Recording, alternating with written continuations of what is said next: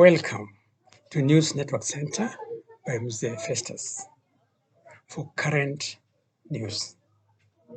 Today, we have seen the evangelical churches meeting and giving a statement. They call on Ruto to stop lying to Kenya public, but fulfill his promises. The funny thing was, at the same time in the parliament, member of parliament was calling on the members of parliament to tell Ruto to speak the truth. Exact same time.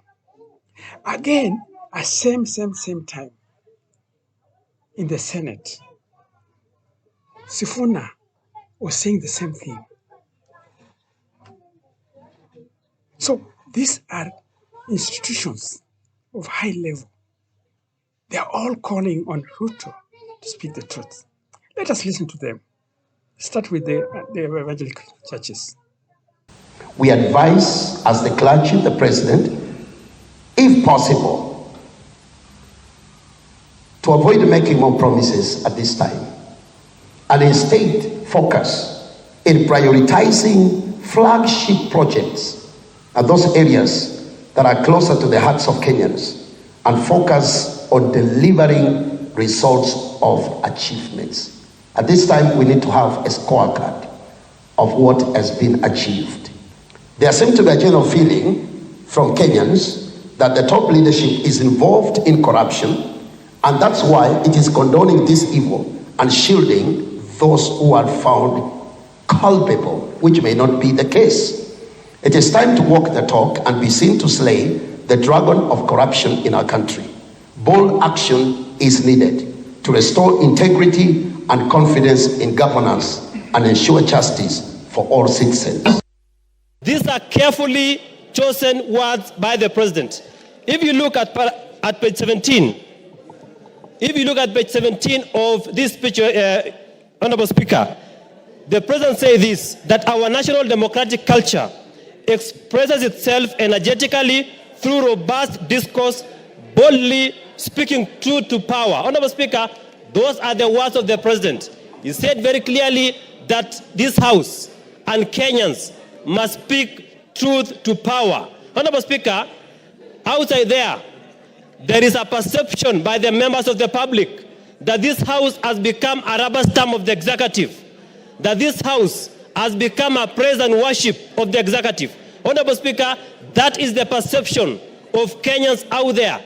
And to redeem the image of this House, Honorable Speaker, we must not be a praise and worship as envisaged by the members of the public. Honorable Speaker, when it comes to the question of loyalty and the question of speaking the truth, Honorable Speaker, we should speak the truth at any moment, at any point as a House. That I personally do not trust the current president to paint the true picture of the state of the people. And again, this year, Honorable Speaker, because of that doubt in my mind, I chose not to attend the State of the Nation. Honorable Speaker, there is usually a disconnect when you listen to the president from his words, between his words and the actions of his government. And some of us have come to doubt whether really the things that he says he actually believes. Honorable Speaker, let me start by something that would sound like sweet music to the ears of somebody like me who believes in democracy. At paragraph 53 of the president's speech, Honorable Speaker, the president, and I wanted to read this verbatim, said, "We are a democracy, and the democracy is a hard-won, non-negotiable right and guarantees freedom that we are proud of and must always defend. That our national democratic culture expresses itself energetically through robust discourse, boldly speaking truth to power, and holding leadership to account. It is a tradition of fearless expression and vigorous public participation. This is who we are, and there is nothing anyone can do about it." That is where I want to begin. The president could as well have been describing me. We are who we are. We believe in this democracy, we'll fight for it, and there's nothing anyone can do about it. The question in my mind is whether the president actually believes in the words that he spoke. Honorable Speaker, If you go to another thing that he said that sounded like music to ears of the people who actually believe in democracy and participation of the people, he said that he had learned through the hard as well as customary ways that listening is a full-time occupation of leadership, and that all questions asked by the people must be answered thoroughly and in full. The question we ask ourselves is whether he actually believes the words that came out of his mouth, that he is a listening president, number one, and that all questions asked by the people have been answered by his administration thoroughly and in full. And I want to make the quickest example here. Over the past year, following the protests that we've seen in this country, there are families still asking questions of this government. They're asking questions about what happened to their loved ones. They're asking questions about people who have been missing for a long time. And even in this particular speech, the president never provided any answers. Now, it's your turn. Can you give a comment about Ruto? Do you support these institutions or you don't support?